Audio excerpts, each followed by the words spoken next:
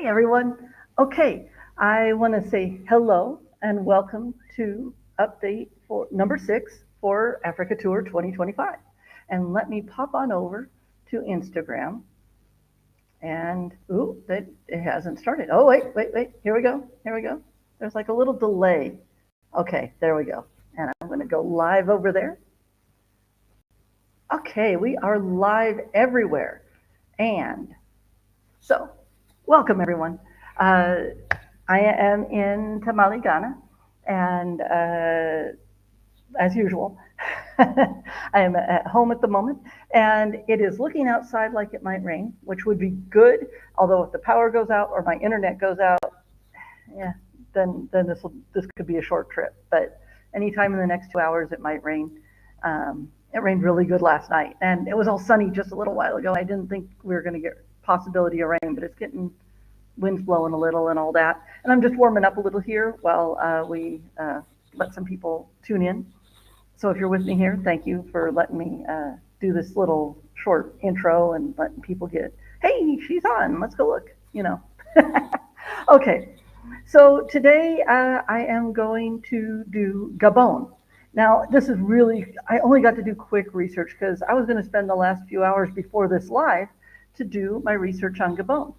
And I'll tell you a little bit the other project that took more time than I expected this week.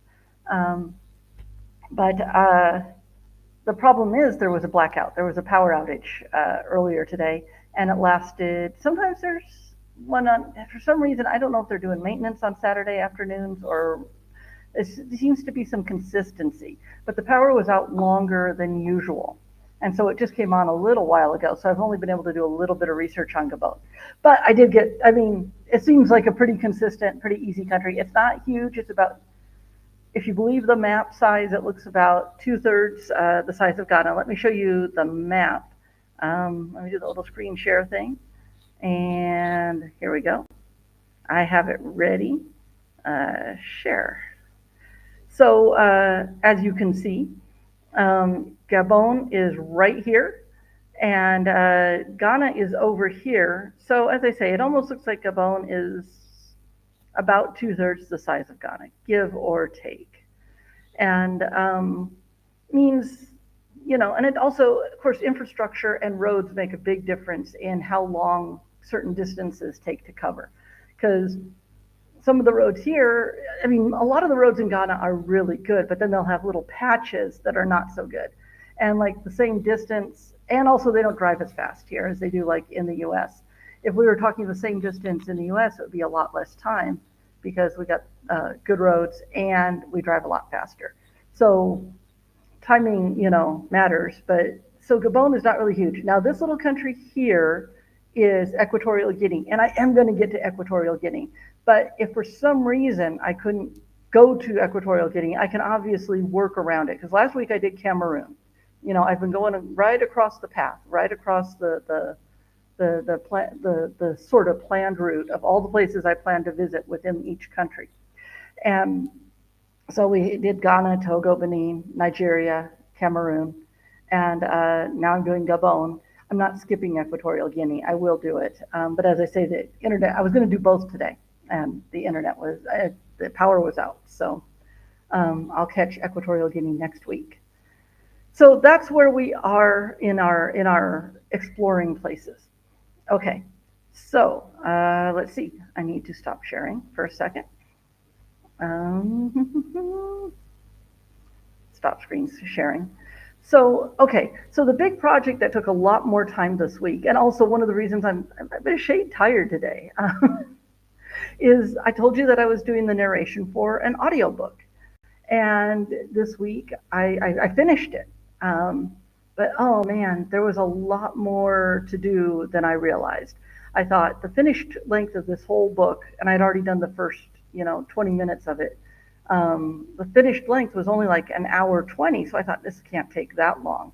But I had all the editing to do. And then I had a little problem with one of the files, and so I had to figure out how to fix that, of course. And then there's those parts, because I've never done voices before. This is the first time I've done voices. And in this case, it's a horror book. And so there were zombies and a ghoul and Dracula.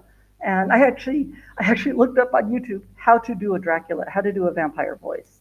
And the thing is, the guy who explained it was he did audiobooks, and he was a professional, and he was talking about like where it sits in the mouth, where that accent sits in the mouth, and he was talking about it rolling and then sometimes being punctuated, at certain points, and it was enough to get me through doing the vampire role. And the thing is, though, when you're doing that and you're doing it, especially for the first time, although I know it happens to everyone, even the pros, you'll sometimes see this happen. It gets edited out, but sometimes you'll see them in rehearsal. And they'll be going along, and you either, in my case, sometimes I just didn't get to the voice. I didn't get a certain voice raspy enough or something, and it sounded too much like me and not enough like the character. I know occasionally the pros, they'll sometimes forget to switch to the proper voice. It's just a slip. It's just like you're misspeaking, but you just used the wrong voice. And being my first time, I learned a lot, and the author has heard it and he said, great job, and he has approved it. And so that is all awesome. Now it just has to go through technical approval at ACX. Hopefully there's no problems there. And yeah, so that was a big deal, but it took a lot more time than I expected because I had to go back and re-record little bits, and then I had to get them to fit, because even though I have a little bit of a studio, I mean, my studio is literally what in the US we would consider like a card table, and I have a box I made out of foam, okay, and it has a foam floor, and it's in a corner. They don't have built-in closets here, so they have a wardrobe. So between the wardrobe and I pulled it out, and there's a little cubby, and I put foam behind it because I can't build a full-on professional studio, especially when I'm not going to be here much longer. And so I have this little cubby for my studio, and it's working great, but that doesn't mean, some days you go in and you have a full voice, and I don't even have a full voice today. I have a medium voice today. And some days, sinuses and this and that, and, you don't quite get as deep and resonant as you want, especially with certain characters. And there were a lot of male characters in this story. And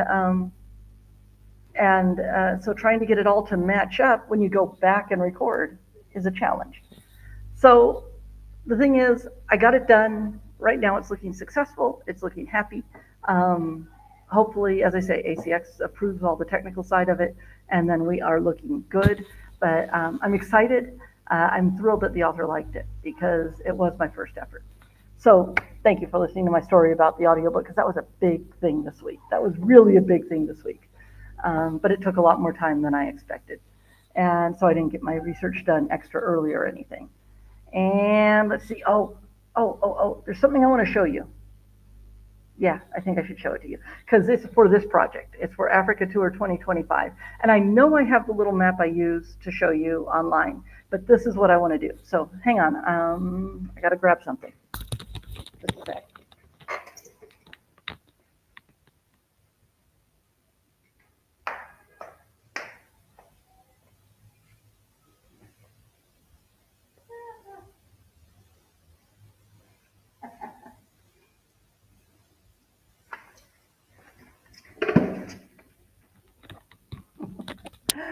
Okay.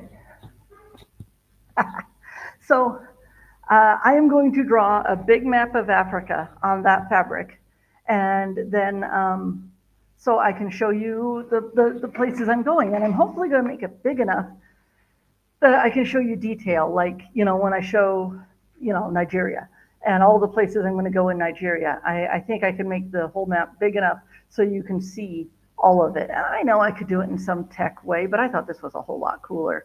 And then at the end, when I finally do settle down somewhere, probably a few years, many years from now, I'll have something I can hang on the wall. I can say, these are all the places I went, And I have a idea that would be really cool if I could pull it off, but I don't know if I can find what I want, because I think it'd be cool to get a little bus and a little like trotro and a little taxi and be able to go vroom, vroom around the map. So the trick is going to be, of course, drawing the map on the fabric and getting it. I know it's not going to be perfectly accurate, but you remember, I don't know if the kids nowadays are being taught this. Do you remember when, and let me know in the comments, let me know in the comments, do you remember learning how to draw something bigger by, you draw a grid and then you make it the same scale on your bigger thing, and then you go and say, this is square A3, and you look at what's in A3, and then you draw A3, and then you go to A4, A5, et cetera, et cetera. And you go through all the squares and match them up and just draw what's in the square just at a larger scale. That's what I'm going to have to do with this map. That is really the only way I can pull this off. I do have some permanent markers, so we're going to hope that works. So that's another plan for Africa 2025, is using a really cool fabric. But I will tell you, I'm hoping to do a video on them, or at least a short something. And this fabric was made by a women's co-op. And it was started by, I want to say, a Canadian woman who visited and started helping. But they also made the tablecloth I use, and they're really sweet. And if you come up to Tamale, I will, as I say, I'm planning to do a video about them, and at least a short one, to explain what they do. But they have all sorts of stuff like this. This is a tablecloth. It's actually bigger than I need, but I have some plans for making it work. And but they just have really nice stuff and fabrics, and they do pot holders, and they do whole kitchen sets, and they could do curtains, and if you needed something custom.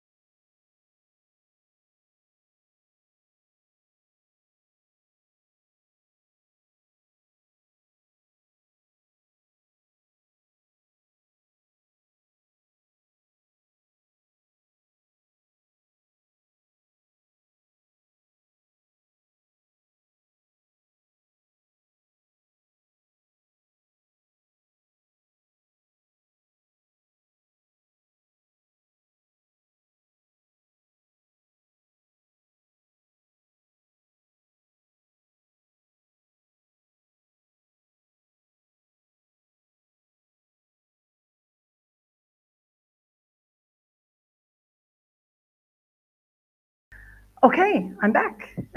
Okay, lost connection. I'm back, and maybe that gives me the kick in the pants to move off the other stuff and get to talking about Gabon. Sorry about that.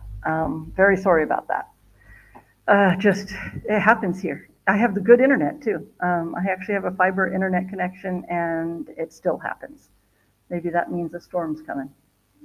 Might mean the rain is coming. Okay, so let me talk to you about Gabon. And I hope you're with me. And if you're still with me, I really appreciate it. I really appreciate it. If I go offline, always give me a couple of minutes to see if I can get it back like I did this time, because I did a reset. If I'm gone too long, though, yeah, sometimes it'll just be gone. So I appreciate you sticking with me. And so let's talk about what there is to do in Gabon. As you saw on the map that I showed earlier, and I will do another quick share just so in case anyone is coming in that was not in the earlier half of this live stream. Gabon is right here. This is dead on central. This is Central Africa. I mean, this whole area is Central Africa, but this is Central Africa, but it's obviously also coastal.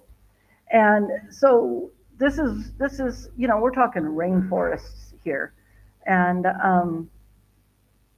so almost everything on the list of things to do is a national park. Tons of national parks to visit, but they all seem to have something a little bit different. I see a lot of mentions of mangroves, and when there's mangroves, you get to do you can do a canoe adventure or a motorboat adventure. I've done both, and I'll be honest, take the canoe or kayak adventure um, because the motorboat adventure, it gets noisy. You sit out there and you just have that motor droning the whole time, and the canoe, the idea is hopefully that you're going through nice and peaceful and you will maybe see some crocodiles or some other critters. So that is some of the stuff in Gabon. So let me show you. Let's see. Um, I don't think. Let me share this tab. This is Today Africa. Um, and the problem is, a lot of the pictures were not loading earlier. The internet has not been great lately, even with my so-called good internet. Um, so I don't know that I have any. Oh, okay, there's a church. Um, they do. Oh, a couple of the things in all these national parks that uh, I can share. Let me get you something better to look at. Okay, let's see if I can show you this waterfall. We're going to share this tab, and I'm going to see how much of it you get to see, because this looks cool. Okay, you get to see part of the waterfall. But there's cool waterfalls around the country. They're not like they've got a few cool waterfalls. One of the things though is because they're coastal in that. Um, One of the national parks in that also has a lagoon that is known for having manatees, manatees, and a few different kinds of dolphin. Okay, and that's in Fernand Vaz Lagoon. Now, I mentioned Fernand Vaz because when I looked up Fernand Vaz, it also showed me pictures of gorillas.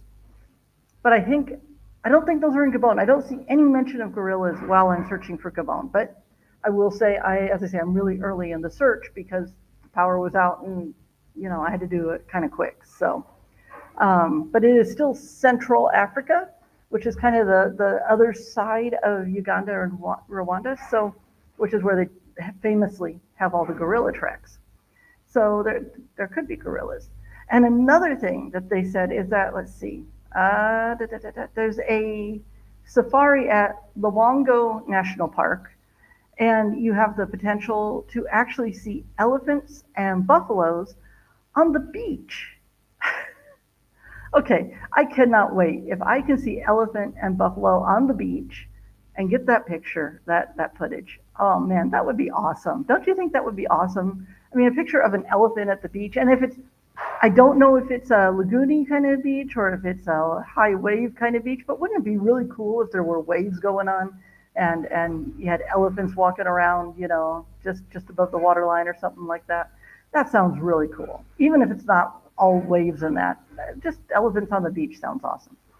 So you got, manatees and dolphins and elephants, and that all sounds really cool. And evidently they have a lot of bird species. So if you're a birder, any number of parks have a bunch of different birds. There's not one national park that is very specifically a bird sanctuary or anything.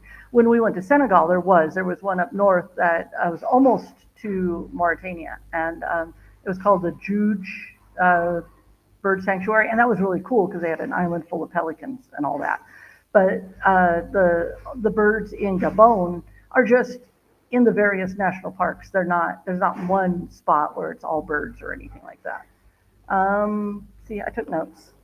They have kayaking, snorkeling, not surfing, but like I think they said wakeboarding or something along those lines.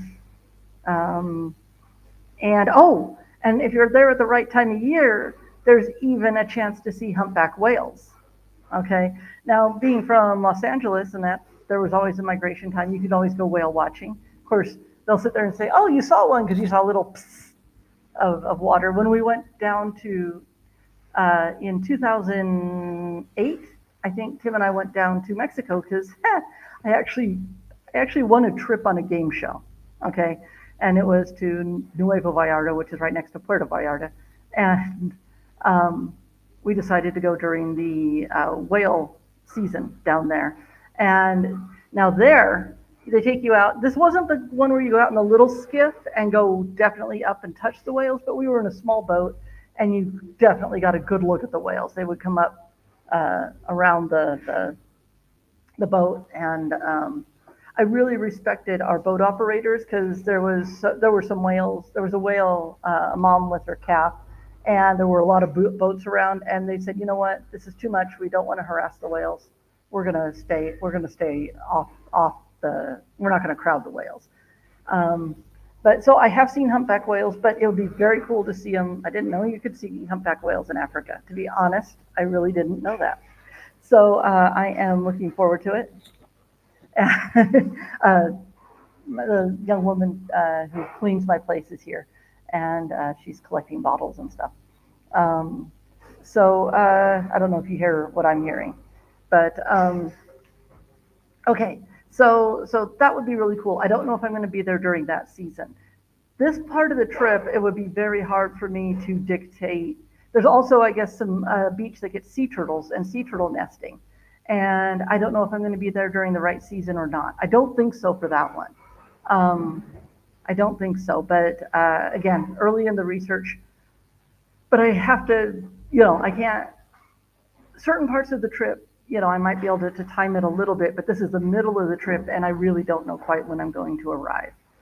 Um, and let's see. Oh, and then at Lope National Park, it has terrain from savanna to rainforest, so that's a nice little split right there.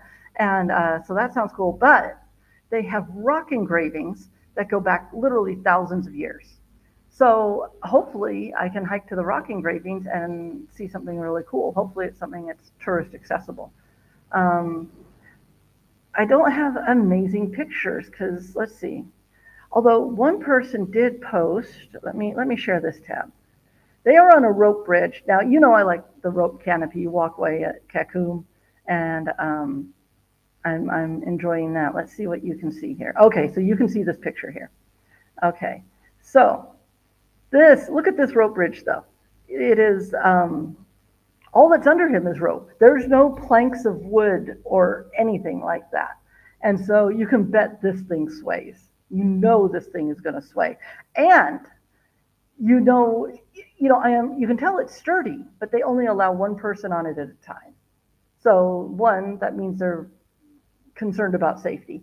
And two, um, oops, uh, but two, it's a little more raw than the experience at Kakum National Park. Kakum is like ultra sturdy, and I also know that they not I mean everything's well maintained. You can tell this is in good condition, but this looks like a whole lot of fun. So I got to figure out exactly how to get to this place. And see, that's the kind of thing that gets me excited is, oh, that looks like a fun rope bridge, and so let's go find it, and whatever it takes to get there, I'll take to get there. I will say one of these articles mentioned eSIMs, and I went to look it up because it said, hey, this one is good for Africa. They have a bunch of different bundles. Um, I've always been a little hesitant to recommend eSIMs, and I want to tell you why. I'm not bashing on this company, but basically it comes down to eSIMs might be convenient, but they're expensive. And I know like some of the phones, I guess some of the iPhones don't even have SIM card slots anymore, which is actually a real shame because like this eSIM is like, oh, only $2.70 for 1 gig of data. It's like 1 gig, 1 gig of data. See, and especially for me, because if you're in a place where the power may go out and the or the local Wi-Fi is just crap, which happens all the time. You never rely on the hotel Wi-Fi to be any good. Um, if one of those two things happens, I have to use my phone as a hotspot. And if I'm trying to upload videos or download pictures or download videos, to use it, 1 gig is gone like that. So for me, this is very expensive. Um, so I'm still behind a regular SIM card, but I may do some research on eSIMs and see if any of them, at the beginning of the trip, I might try a few and see if they're worth it. See if the convenience of not having to buy a SIM, especially for like Togo. I'm only in Togo for 2 weeks. You know, maybe I'll try an eSIM there and see what I think about it. Um, as I say, and it was this Moby Matter. I was impressed that they had a lot of Africa things. I haven't found the list of countries that they serve yet, but as I say, that's expensive to me because like $70 and it's good for a year for 26 gigs. And if you're vacationing or even staying a month or two, if you're an average user, that might be plenty, might be. But for me, no, I would. I'm used to honestly much better rates than that. I realize I'm not on this. I didn't change tabs, but that's okay. So I'm talking to you about Moby things or on mobile eSIM things, and you're looking at a rope bridge. But that's mostly the news. I did find some yellow yarn, and I am still working on trying to get the beginner crochet thing going on. I didn't buy the little hook because I thought the hook she had was the same size as the one I got, but then I looked at the one I got. I might have to go diving back into the market. None of the shops like Melcom or anything have that stuff. You have to go into the local market here to get it. Now, if I were in Accra, I know there's a craft shop down there I can go to. If I really want them to, they could send me something. So we'll see about that. But I did get some bright yellow yarn, so maybe that'll be a little easier to learn on. And let's see. Let's do this. Stop screen sharing. So that is the current status of things. I will try, since I don't have the big audiobook project, I will try really hard to get more research done earlier so I don't have to worry about the power going out next Saturday. And so next Saturday, I may have a little bit more on Gabon, and I will hopefully have research on Equatorial Guinea. That is my goal. So I asked you to let me know about the grid thing, but also, what questions do you have about traveling in Africa? Go ahead and drop them in the comments. And yeah, so what questions do you have about travel in Africa? So far, I have been to about 11 African countries. So, I still have plenty to learn. There's 54, I believe. And sometimes it depends on which ones you count, but let's say there's 54 African countries. And, what are your questions? Even if I haven't been there, I might be able to ask someone and find out.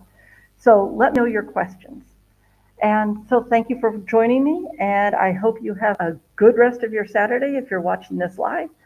And I'll see you next time. And see, I got to do that thing. I always sign off, and then I got to come over here, and I still don't know what the horrible thing that is supposed to happen is if I don't sign off of Instagram first. So I'm going to sign off of Instagram first. Some things you just don't need to find out. Okay, again, thanks for joining me. I will see you next time.